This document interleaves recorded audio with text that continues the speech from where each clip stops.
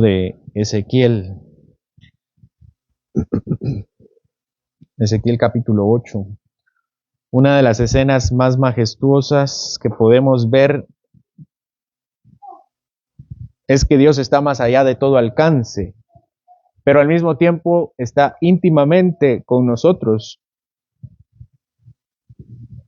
Esa es una escena, hermanos, que no cualquiera puede tener, que está en los cielos y no hay nadie que pueda subir lo suficiente como para alcanzarlo, pero está más presente en nosotros de lo que cualquier otra persona puede estar. Y esa es la escena que nosotros vemos cuando Dios saca a Israel de Egipto y están en el desierto y el Señor se coloca en una montaña y está la montaña tronando y está tirando rayos, y le dice Moisés al pueblo que se acerque, y el pueblo no quiere acercarse al Señor. La montaña truena y humea y al pueblo le da miedo subir con Dios. ¿Y qué hace el Señor? El Señor baja con el pueblo, desciende. Ellos no querían subir donde está la presencia del Señor, y lo que hace el Señor es bajar su presencia con su pueblo. Y no solamente bajar con ellos, sino que ponerse, instalarse, vivir, habitar en medio de su pueblo.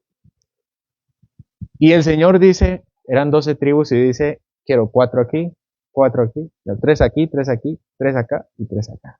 Yo voy a estar en medio de ustedes y vamos a caminar en el desierto. Y no solamente en medio de ustedes, yo voy a ir delante de ustedes y los voy a guiar. Y esa es una de las escenas más impactantes que vemos en el Antiguo Testamento. El Señor habitando en medio de ellos y delante de ellos guiándolos. Dios está más allá de todo lo que el hombre puede imaginar, de todo lo que el hombre pueda llegar a ser y de todo lo que el hombre alguna vez pueda alcanzar. Él está en la tierra, debajo de la tierra, está en los cielos, está en el Seol, está más allá del principio, está después del fin, pero al mismo tiempo está en medio de su pueblo. El hombre jamás podrá alcanzar con sus pensamientos la grandeza y el amor con el cual él mismo decidió acercarse a su pueblo. Así que era algo más que una desgracia que Israel se alejara de Dios. Era un total desprecio de su presencia. Y sin embargo, la presencia de Dios fue tras su pueblo y llega con Ezequiel. Versículo 1. En el 6º año, en el mes 6º, a los 5 días del mes, aconteció que estaba yo sentado en casa y los ancianos de Judá estaban sentados delante de mí, y allí se posó sobre mí la mano de Jehová el Señor. Quien está hablando, o quien está escribiendo más bien, es el profeta Ezequiel, a quienes hemos seguido durante 8 capítulos. Y en el versículo 1, a veces nosotros leemos las fechas solo porque ahí están, ¿verdad? Pero todas las fechas tienen un punto ahí. Dice en el 5º año del destierro, pero dice en el 6º año, en el mes 6º, a los 5 días del mes. Nosotros tenemos ya en el capítulo 1, ¿se recuerda? El capítulo 1 dice en el 5º año del destierro del rey Joaquín. En el mes 4º, en el día 5 del mes. ¿Esto qué quiere decir? Que ya ha pasado más de un año de la primera visión. ¿Se recuerdan aquella gran visión que tiene con los seres vivientes y tronando la nube? Y él ya tenía un poco más de un año de haber tenido esa experiencia. De hecho, habían pasado 414 días aproximadamente. 414 días. En el inicio de su primera visión, dice Ezequiel, en el capítulo 3, vean que el capítulo 3 dice que él, cuando ve la visión, va con su pueblo y está atónito, y se sienta y no sabe qué decir ni hacer durante una semana. Allí se cree que Ezequiel, en ese tiempo se cree que a Ezequiel se le pide aquella profecía, ¿se recuerdan? Que debía acostarse de su lado izquierdo, ¿cuántos días? 390 días. Y cuando dejara de estar acostado 390 días de un lado, debía darse la vuelta y estar acostado de su lado derecho, ¿cuántos días? 40 días. 40 días. Y eso significaba la carga del pecado de Israel de un lado y la carga del pecado de Judá en el otro lado. Entonces, si nosotros hacemos las cuentas, 414 días más los 430 días, más o menos, 414 días, le hacen falta todavía un poco más de 17 días, contando el tiempo que estuvo atónito hasta este punto. Le faltan 17 días para cumplir. Es decir, que esta visión llega cuando Ezequiel está tirado, tumbado de su lado derecho. Este versículo 1 dice que está sentado entre los ancianos. El término sentado no necesariamente significa que esté sobre sus glúteos.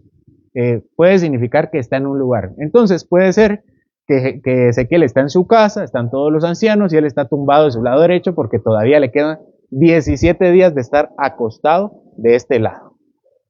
Sí se recuerdan, ¿verdad? 390 días más 40 días acostado.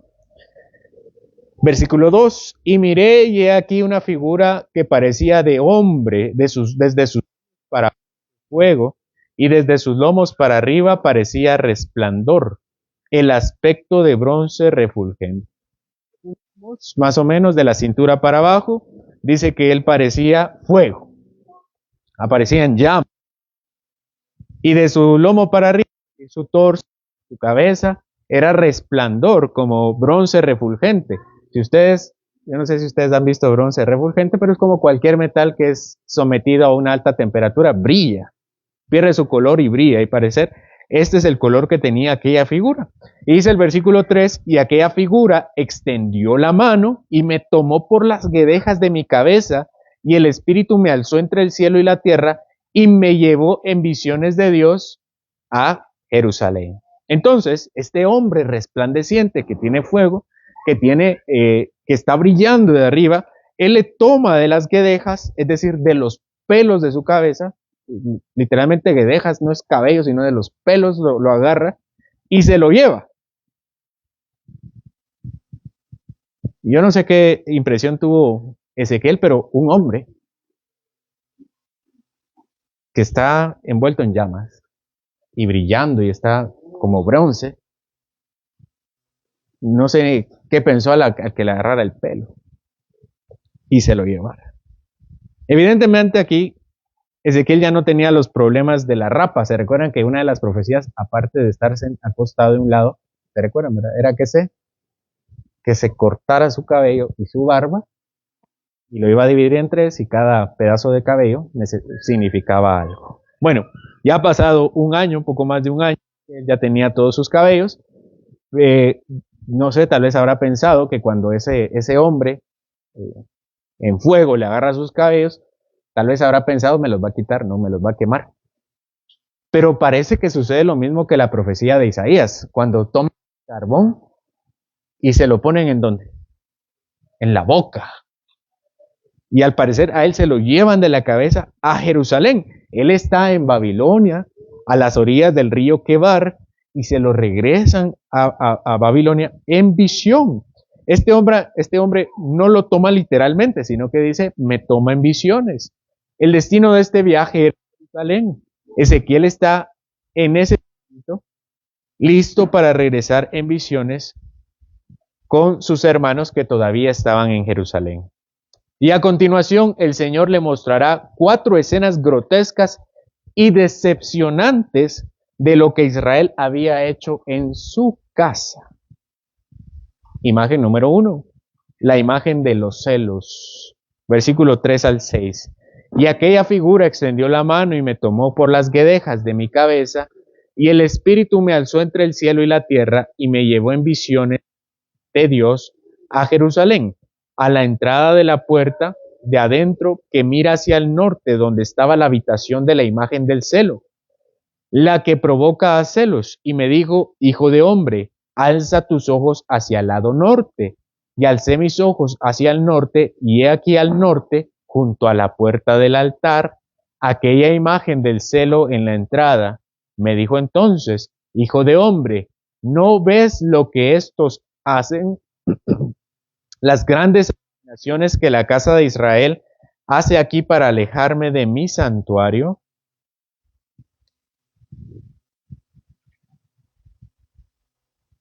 El templo era la casa del Señor y estaba en uno de los montes de Jerusalén. Y la casa del Señor tenía su entrada mirando hacia oriente, es decir, hacia la India, hacia China en ese momento, hacia Japón. Y el Señor lo lleva al lado norte, es decir, a la izquierda del templo, hacia una puerta que está en ese lado, en el lado izquierdo. Y Ezequiel debe entrar allí, en esa puerta que está a la izquierda, cerca del altar. Hermanos, para el altar. El altar era para sacrificar a los animales. Estaba afuera del templo.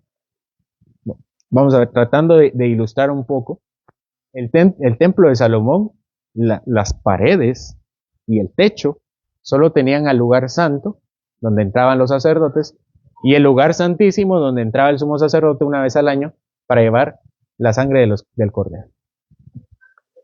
Fuera de ese edificio estaba el altar, el manantial, las basas y todo lo demás, que alguna vez lo veremos. Y Ezequiel entra a la puerta de afuera, y lo primero que se ve es el altar. Allí estaba la imagen. Cuando es posicionado ahí, él dice que vio la imagen del celo. El sentido de este término es un poco incierto, pero parece que es una imagen que provoca celos al Señor. Es una imagen que Dios desprecia. A un costado del templo, hermanos, una imagen, un ídolo, junto a la puerta del altar. Esa puerta era especial. Esa puerta era especial porque allí llevaban los animales para sacrificarlos al Señor. Pero ellos habían decidido que en la entrada que permitía que llegara el sacrificio, el perdón de los pecados, pusieran una imagen. Según Segundo de Reyes, capítulo 21, el rey Manasés había puesto una imagen de madera de Acera. Acera es el femenino de Baal, y Baal es uno de los dioses cananeos que está ahí. Una diosa que tiene una connotación especial. Era una de las diosas de la prosperidad y de la abundancia. Segundo de Crónicas 33 dice que el rey Josías lo quita, pero parece que lo regresan y lo vuelven a construir.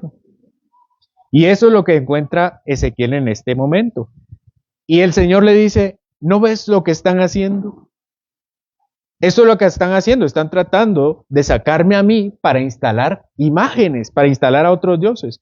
Para Israel, Dios estaba fuera de sus planes, de su camino, de su vida.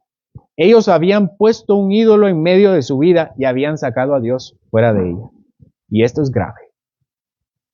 Imagen número 2, la idolatría de los ancianos. Versículo 6. Pero vuélvete aún, le dice el Señor a Ezequiel, y verás abominaciones mayores. Y me llevó a la entrada del atrio y miré, y he aquí en la pared un agujero. Y me dijo, hijo de hombre, cava ahora en la pared. Y cavé en la pared. Y he aquí una puerta. Me dijo luego, entra y ve las malvadas abominaciones que estos hacen allí. Entré pues y miré, y he aquí toda forma de reptiles y bestias abominables, todos los ídolos de la casa de Israel que estaban pintados en la pared por todo alrededor.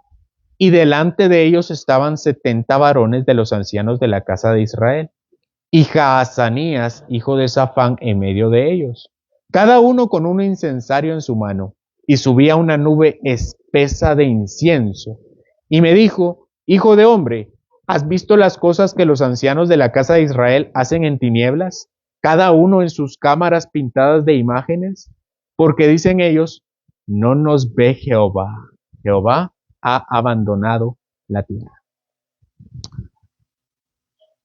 Ezequiel entra en la puerta que lleva a los sacrificios, en el lado norte, y en lugar de girar al altar a los sacrificios, hacia el lado oriente, debe seguir recto.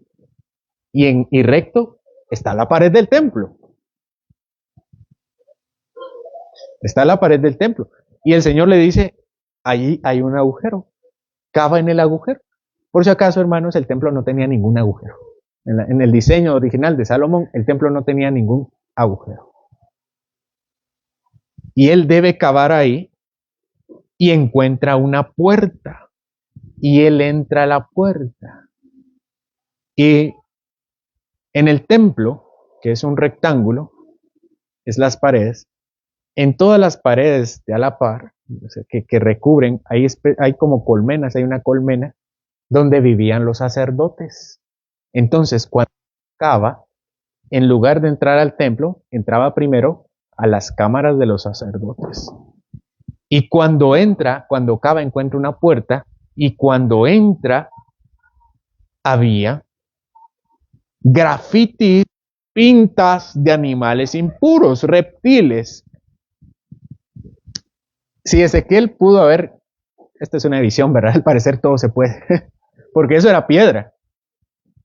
Después de eso, si hubiera podido cavar un poco más, entraba al lugar santo.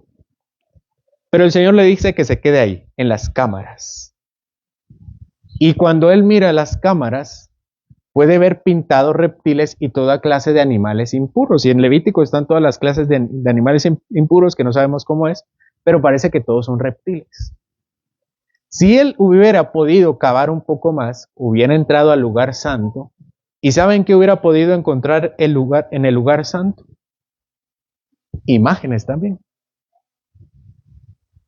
Cuando el rey Salomón hace el templo en el lugar santo, le pide a los constructores que tallen imágenes de querubines, palmeras y flores abiertas. Eso era lo que estaba en el lugar santo. Es decir, que parecía que entre el lugar santo y Ezequiel había un lugar de idolatría que trataba de imitar a lo que estaba dentro. Habían animales impuros, pero si hubiera puesto un poco más, habían querubines, palmeras y flores abiertas. ¿Cuál era el propósito por el que el Señor le pidió a Salomón que esculpiera esas imágenes? Se supone que el lugar santo era una representación del Edén, del jardín del Edén. En el jardín del Edén había todo tipo de árboles y todo tipo de flores, y cuando sacan a Adán y a Eva, ponen guardianes en el Edén. ¿Te recuerdan cuáles son los guardianes? Querubines. Así que cada vez que hay querubines, ahí está la presencia del Señor. Cuando ellos entraban al lugar santo, debían ver que ahí estaba la presencia del Señor. Y el lugar santo estaba recubierto de oro. Entonces podían verse esculpidos los querubines, las palmeras y las flores doradas por el oro que estaba recubierto. Pero como no entró, sino que se quedó antes, él solamente pudo ver las imágenes abominables. ¿Se recuerda? Ezequiel nunca entró ahí, porque él tenía que cumplir 30 años y se lo llevan a los 25, nunca entra al templo. Y en lugar, tal vez él habrá pensado, por fin voy a entrar al templo. Y a un paso está de entrar al lugar santo, cuando mira todos los animales abominables que 70 varones habían pintado en las cámaras de los sacerdotes. ¿Por qué 70 ancianos? El texto no lo dice, pero parece ser que los 70 ancianos son los representantes de todo el pueblo. Cuando Moisés le dijo a Dios, él le dijo, yo ya estoy cansado de juzgar a esta gente rebelde, el Señor le dice, junta 70 ancianos de todo Israel y que ellos juzguen en representación del pueblo. Y el Señor pone a 70 ancianos, esto está en Números 11. Ahora en el templo, delante de Ezequiel, delante de la presencia del Señor, estaban 70 ancianos con un incensario. ¿Han visto los incensarios, no? Unas copas, ¿no? Con unas cadenas, colgando de unas cadenas y se mueven así.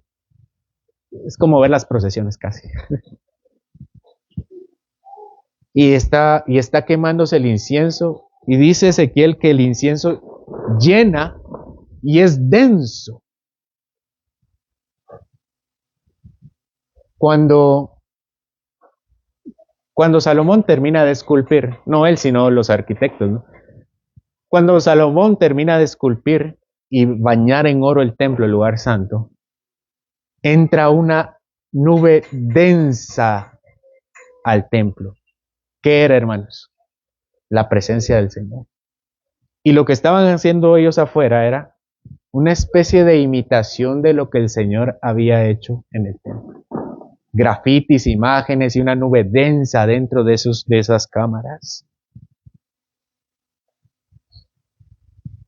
Y además, vean el dato que da Ezequiel acá. Dice que en medio de ellos, de los 70 ancianos, había un tal Jaazanías, hijo de Safán, y al parecer él los está presidiendo. ¿Quién es Safán? Safán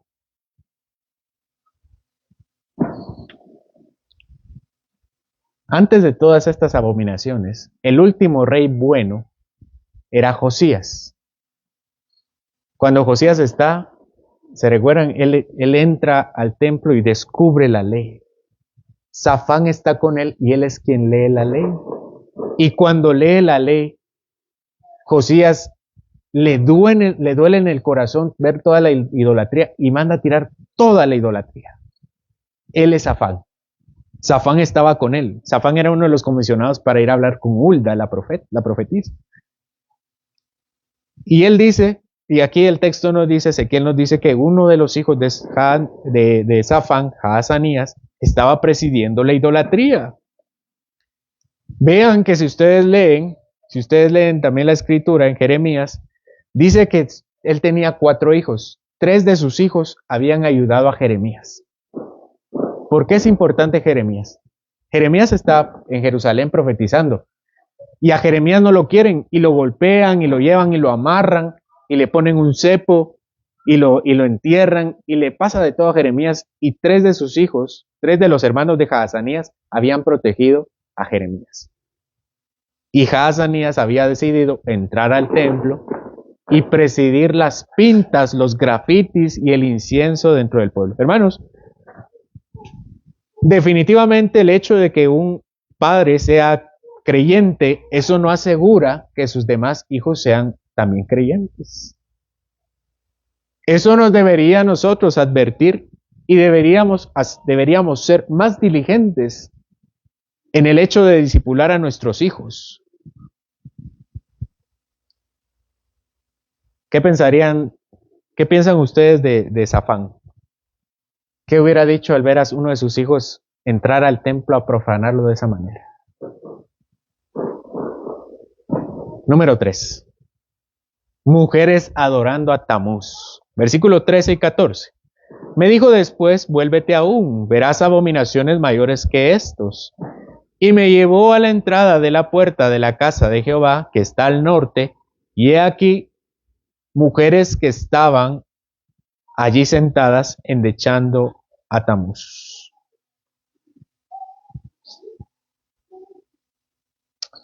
Entonces, hermanos, todavía Ezequiel está en el tour, en ese tour que le tiene el Señor. Tal vez si pudiera ilustrarlos un poco, imaginen esta casa que tengo yo aquí a mi derecha. La entrada del altar está como allá, de aquel lado, del lado donde está el pasillo. Y ahí está la entrada. Y el lugar del altar está allá, en la esquina. Y ahí está el altar. Entonces, Ezequiel entra y se encuentra la pared. Y ahí tiene que cavar. Y ahí encuentra la puerta. Y ahora el Señor le dice, ve hacia el oriente, como que al principio. Pero en vez de pasar a la entrada, le dice, quédate en la esquina, ahí donde está el altar.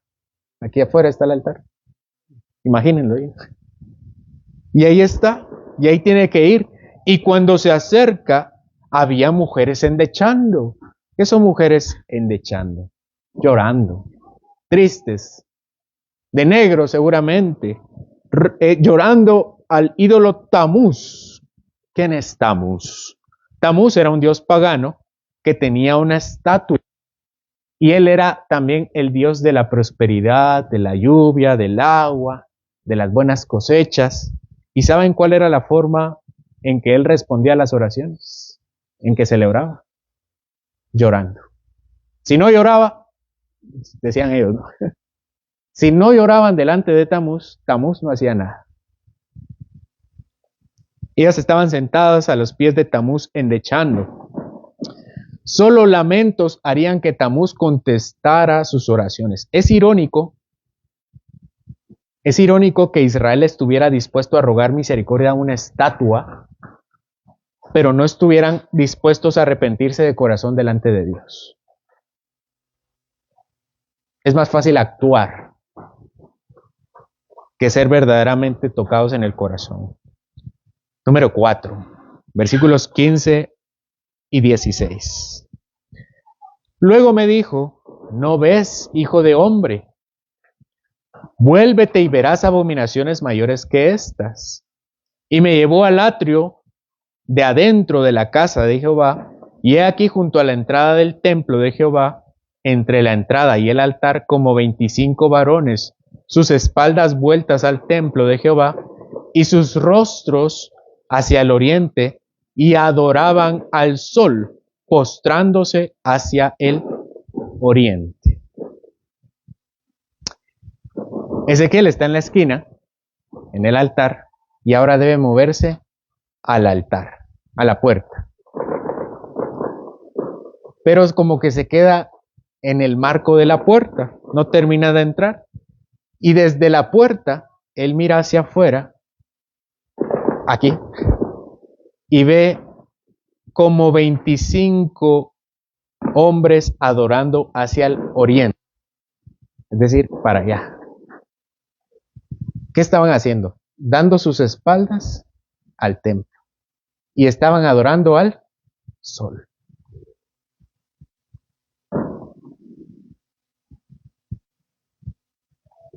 Para mí, es claro 4 alegorías sencillas de lo que es la idolatría en nuestra vida. En primer lugar, entorpecer la obra sacrificial de Cristo en nuestra vida.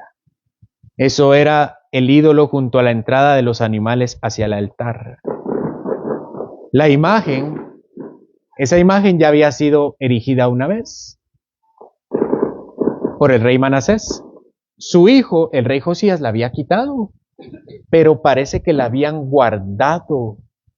La imagen, tal vez no la guardaron literalmente, pero la guardaron en su corazón. La imagen fue puesta en el camino a donde llevaban los sacrificios. Para que el perdón del Señor pueda llegar a nuestra vida, necesitamos quitar los ídolos de nuestra vida. No ponerlo, no interrumpir el camino y el paso hacia el arrepentimiento. Lo he dicho y lo repito, hermanos. Dios está más dispuesto a perdonarlos Dios está dispuesto a perdonarlos de lo que nosotros estamos dispuestos a pedir perdón.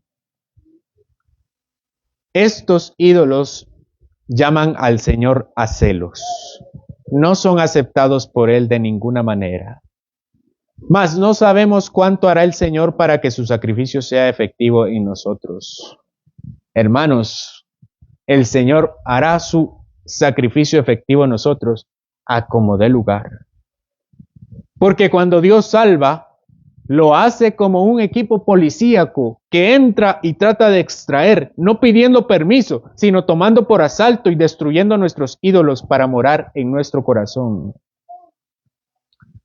La segunda figura, hermanos, el deseo de reemplazar su presencia en nuestra vida. Justamente los animales y el incienso pintados alrededor del lugar santo y el lugar santísimo. Los israelitas no tenían ningún respeto por la santidad de Dios. Ellos habían grafiteado el templo de Dios, sabiendo que atrás de la pared estaba de la presencia del Señor. Fuera de la presencia del Señor, ellos estaban haciendo sus propios rituales con incensarios y un lugar que trataba de imitar lo que estaba dentro. Y así nosotros, hermanos, tratamos de encontrar cualquier otra cosa que reemplace al Señor, imitándolo en lo que nosotros necesitamos de Él.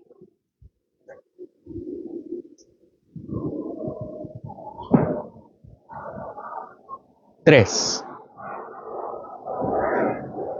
rendirnos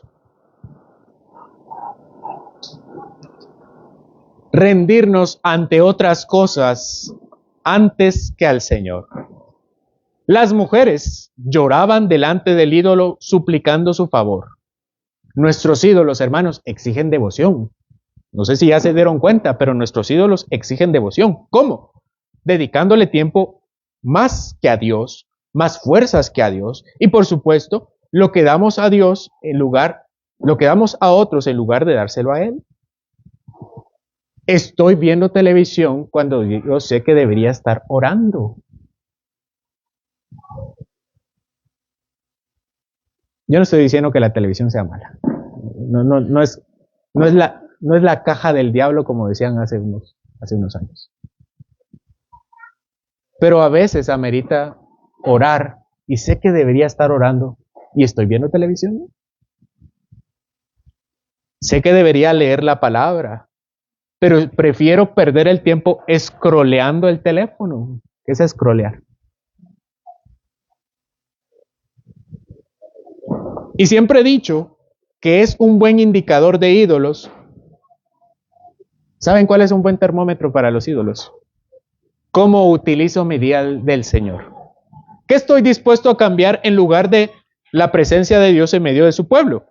La presencia del Señor está en la iglesia, adorando, y no puede encontrarse de la misma manera en otro lugar. Es cierto, hermanos, Dios está en todos lados, pero ha dicho especialmente que donde hay 2 o 3 reunidos en su nombre, allí está Él. ¿Qué estamos tratando de convencernos que es más importante que el Señor? ¿Por qué otras cosas no pueden esperar? ¿Por qué nosotros debemos cambiar nuestro tiempo y sacrificar el tiempo que tenemos con el Señor? ¿Por qué siempre cambiamos a Dios lo cambiamos y lo quitamos de nuestra agenda y lo reagendamos a Él? La respuesta es sencilla: idolatría. Número 4, dar la espalda a nuestro Dios para adorar a lo creado. Israel adoraba al sol y daba la espalda al santuario. Recurrimos fácilmente a Dios en la necesidad, pero cuando la necesidad se acaba, nuestra devoción a Él también. ¿Dónde estaba el santuario? Estaba hacia allá. ¿Y qué hicieron ellos? Ellos no se fueron. Vamos a ir a Canaán a adorar a otros dioses. No, lo que hicieron fue llevar todos los ídolos y lo que hicieron fue darle la espalda. ¿Qué esfuerzo tiene eso? Ninguno. Ahí estaba el Señor. Solo lo metieron en su bolsillo, atrás, en las bolsas de atrás.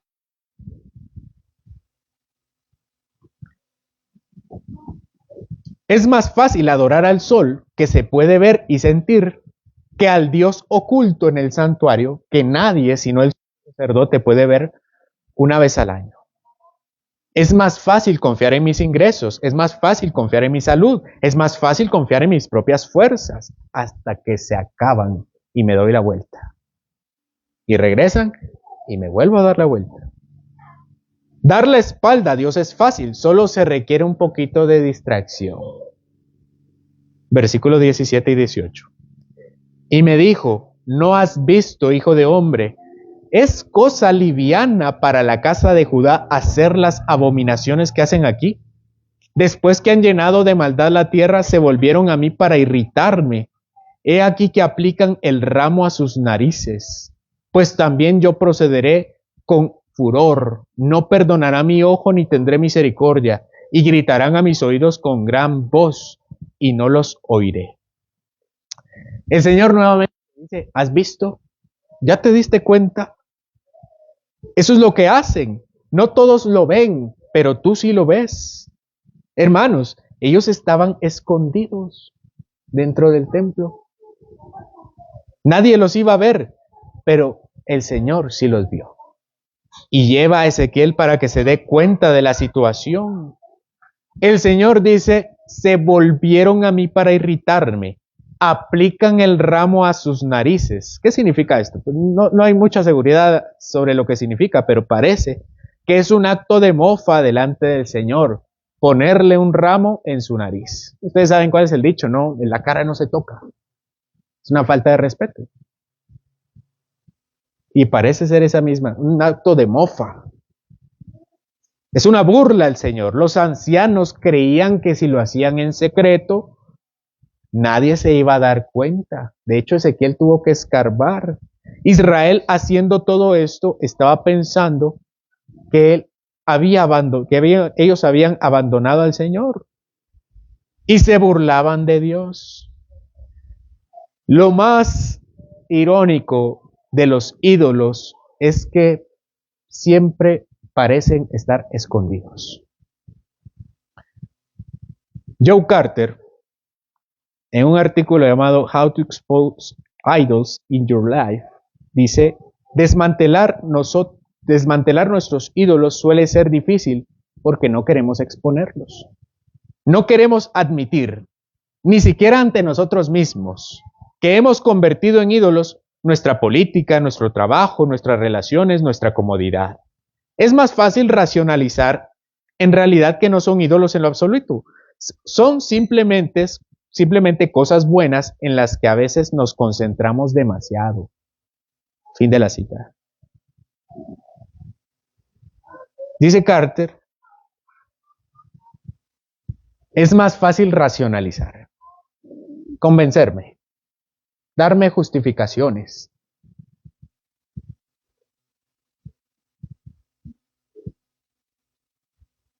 Cuando realmente sabemos que así no es. Dios expuso los ídolos de Israel delante del profeta, y no solamente los expuso, le dijo que eran abominables. Nosotros, hermanos, nunca deberíamos pensar que nuestros ídolos son menos despreciables para el Señor. El Señor los abomina, los detesta y desprecia. Nuestros ídolos despiertan sus celos, son ídolos de celos.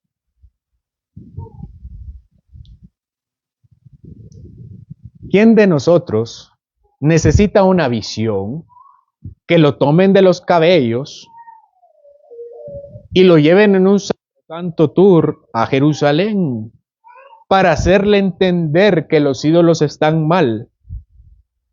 Aunque tal vez, hermanos, tal vez sí necesitamos ser sacudidos fuertemente para entender que el Señor no soporta a los ídolos en la vida de sus hijos. No necesitamos un sacrosanto tour porque el templo fue destruido. Cualquiera que vaya a Jerusalén no va a encontrar nada. Nosotros somos el templo. El Espíritu de Cristo ha hecho morada en nosotros. Nuestro propio cuerpo y la iglesia es su lugar santo y su lugar santísimo. Hermanos, el Señor ya está en su corazón. ¿Qué encontrará si examina su corazón? ¿Encontrará estatuas, pintas o lamentos? ¿Encontrará un corazón que le da la espalda? El asunto con el Señor es que aunque nosotros escondamos nuestros pensamientos, al Señor nadie lo engaña. Él vio dentro del templo y dentro de nuestra vida. Hoy, en este momento, hermanos, con este texto, está iluminando las partes más oscuras de nuestra vida. No hay nadie escondido, no hay nada que no se pueda ver delante de sus ojos. No es si tenemos idolatría, es cuál es y qué haremos con ella. ¿Seguiremos creyendo y convenciéndonos que no tenemos ídolos? ¿Seguiremos justificándolos? El Señor se fue. ¿Seguiremos escondiéndolos? Podemos guardar las apariencias, pero nunca esconder nuestra conciencia.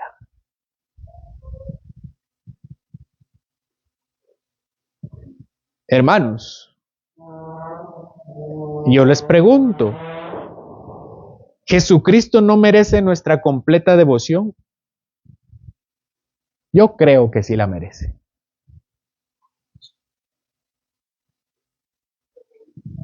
Es que Jesús entiende. Esa frase sigue siendo y será la peor forma de evitar el arrepentimiento. Hermanos, con Jesús es todo o nada. Es todo o nada porque Él dio todo por nosotros. ¿Estaremos nosotros listos para dar todo por Él? Señor, No hay nada escondido para ti. Y aunque en secreto estemos adorando a otros dioses, adorando al mundo, adorando las riquezas, adorando nuestras pertenencias, nuestro trabajo, nuestra recreación, dándote la espalda a ti, Señor, y abusando de estas cosas que tú nos has dado. Ilumínanos, Señor. Porque aunque intentemos engañarnos, a ti nadie te engaña. Y aunque intentemos convencernos y justificarnos, tú sabes cuáles son nuestras verdaderas intenciones. Yo te pido, Señor, que seamos encontrados en acto, cometiendo idolatría. Ya no, Señor, ya no más. Tú no lo toleras en nuestra vida. Ayúdanos a dejar de dar tantas excusas, de escondernos, de creer que tú no lo estás viendo o de que tú tienes demasiada gracia. Porque, Señor, tú nos amas y ese amor implica limpiar nuestra vida, aunque nos aferremos a todo, Señor. Es despreciable, Señor, lo que nosotros hemos guardado en nuestra vida, cuando hace años ya debimos haber tratado con ello. Ayúdanos, Señor, a ver aquello que usamos para reemplazarte a ti, en nuestro tiempo devocional, en nuestro tiempo familiar, en el culto, Señor, con tu iglesia.